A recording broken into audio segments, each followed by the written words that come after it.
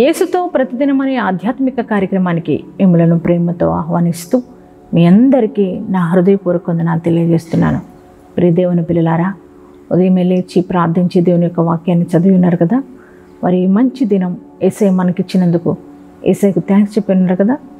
అలాగే ప్రతి ఉదయం మరి దేవుడు తన యొక్క శ్రేష్టమైన వాగ్దానాలు మనకు అనుగ్రహించి చక్కటి వాగ్దానాల ద్వారా మనల్ని ఎంతగానో బలపరుస్తున్నారు కదా. మరి దేవుడిచ్చే ప్రతి ఒక్క వాగ్దానాన్ని మీరు నమ్ముతున్నారు కదా, విశ్వసిస్తున్నారా? ఎంతమంది మీరు ఈ వాగ్దానాన్ని విశ్వసిస్తున్నారో, మరి ఆయన వాగ్దానం చేసిన దేవుడు నమ్మదగిన దేవుడని ఎంతమంది నమ్ముతున్నారో వారందరి జీవితాల్లో మరి దేవుడు వాగ్దానాలు నెరవేర్చబోతున్నారు. అలాగే దేవుని పిల్లలారా, ఈ ఉదయకాలం కూడా దేవుడు శ్రేష్టమైన వాగ్దానాన్ని మనకిచ్చి ఉన్నారు. ఆ వాగ్దానం ఏంటో చూద్దామా అండి. యెషయా గ్రంథము 49వ అధ్యాయము 10వ వచనాన్ని చదువుకుందాం. నీటి బుగ్గల యొద్ద వారిని నడిపించును, కాబట్టి వారికి ఆకలి అయినను దప్పి అయినను కలుగదు, ఎండమావులైనను ఎండ అయినను వారికి తగులదు. ప్రియదేవుని బిడ్డ, ఎంత శ్రేష్టమైన వాగ్దానం ప్రభు మనకు ఇస్తున్నారండి. ప్రియదేవుని పిల్లలారా, నీటి బుగ్గల యొద్ద దేవుడు నిన్ను నడిపించబోతున్నారు. అందుకే ఆకలి అయినను దప్పికైనను నీకుండదని ప్రభు అంటున్నారు. ఎండమావులైనను ఎండ అయినను నీకు తగులదని దేవుడు వాగ్దానం ఇస్తున్నారు.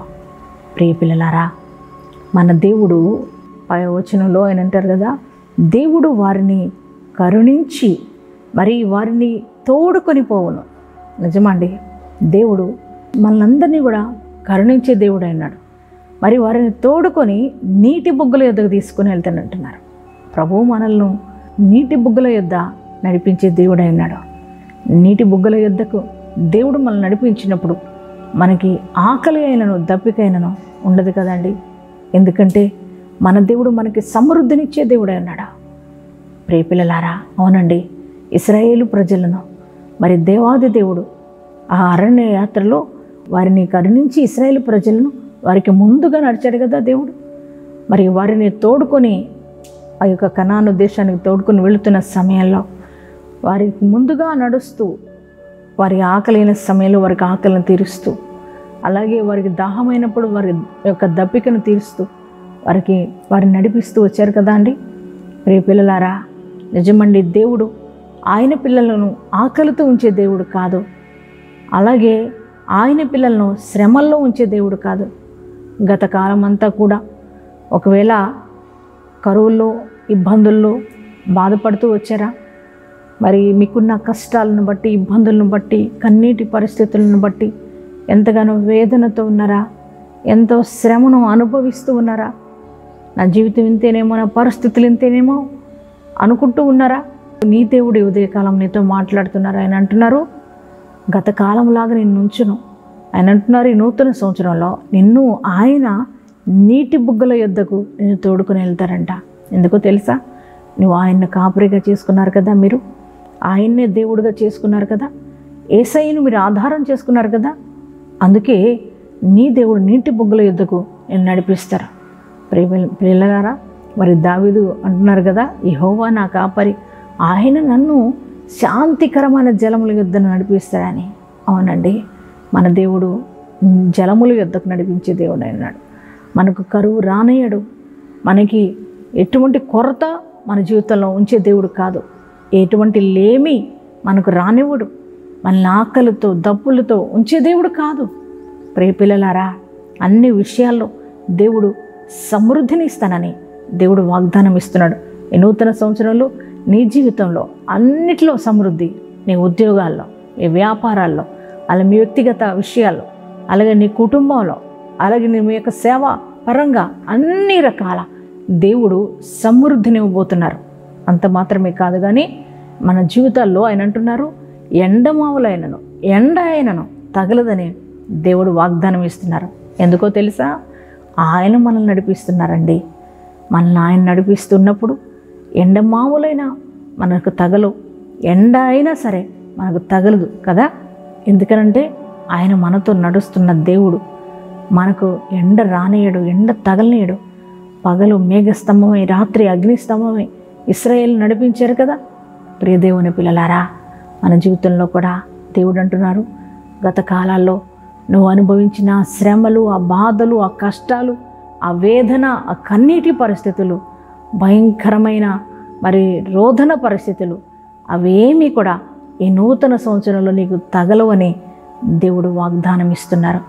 ప్రియ పిల్లలారా, ఈ వాగ్దానాన్ని మీరు నమ్ముతున్నారా? నీ దేవుడు ఎంత శక్తిమంతుడో మీరు అర్థం చేసుకోగలుగుతున్నారా? ఆయన మనల్ని కరుణించి, ఆయన మనల్ని నీటి బుగ్గల యుద్ధకు నడిపిస్తున్నారు. ఆయన మనకు ఆకలి అనేది, దప్పిక అనేది లేకుండా సమృద్ధిని ఇవ్వబోతున్నారు ఈ సంవత్సరంలో. అలాగే ఎండమావులైనను ఎండ అయినను మనకు తగులకుండా దేవాది దేవుడు మనతో నడవబోతున్నారు. నాన్న, ఇంత శ్రేష్టమైన వాగ్దానాన్ని ప్రభు మీకు ఇచ్చినందుకు థ్యాంక్స్ చెప్తారా? యేసయ్యా, చక్కటి శ్రేష్టమైన వాగ్దానాన్ని నాకు ఇచ్చినందుకు నీకు వందనాలు యేసయ్యా అని యేసయ్యకి థ్యాంక్స్ చెప్తారా? ఈ వాగ్దానాన్ని మీ హృదయంలోనికి మీరు రిసీవ్ చేసుకోగలుగుతున్నారా?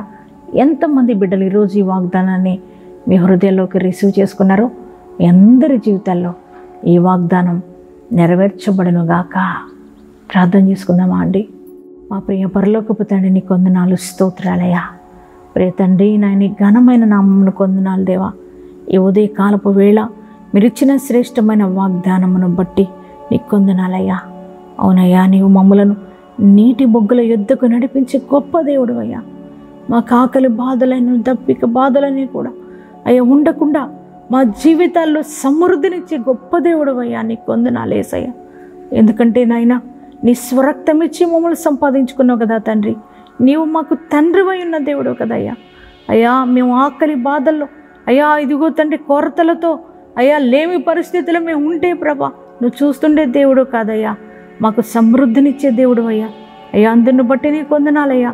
ఈరోజు ప్రభా, ఈ వాగ్దానం చూస్తున్న బిడ్డల యొక్క జీవితాల్లో అయ్యా ఇదిగో తండ్రి, గత సంవత్సర కాలంలో ఒకవేళ ప్రభా నా తండ్రి బాధలో, కన్నీటి పరిస్థితుల్లో అయ్యా, కరువు పరిస్థితుల్లో, లేమి పరిస్థితుల్లో ఉన్నారేమో దేవా నాయన.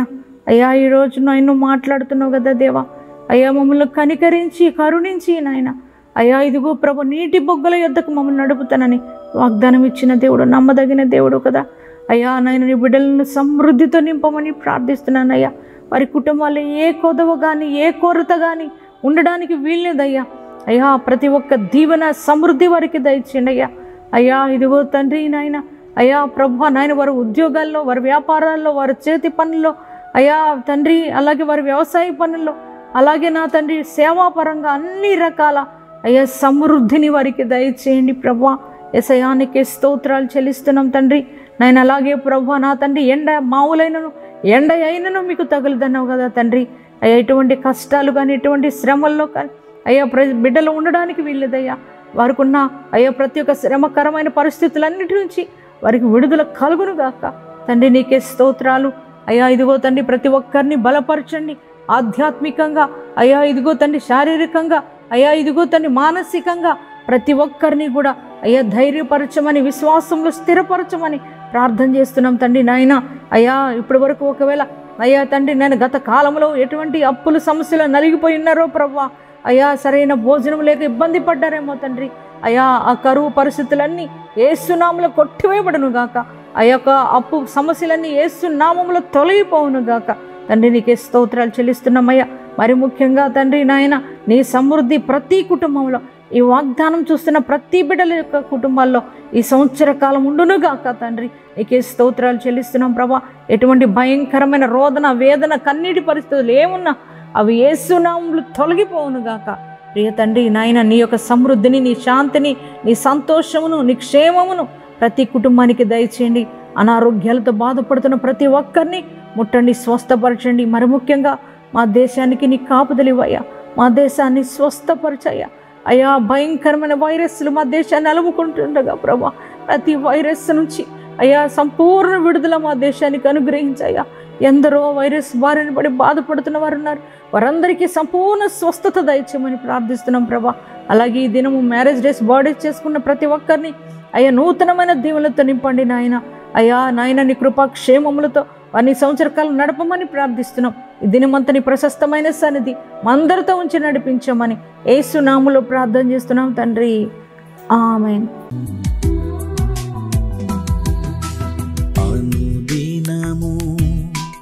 నా ప్రాణము నిన్ను కోరే యేసయ్యా, నన్ను చేరయ్యా.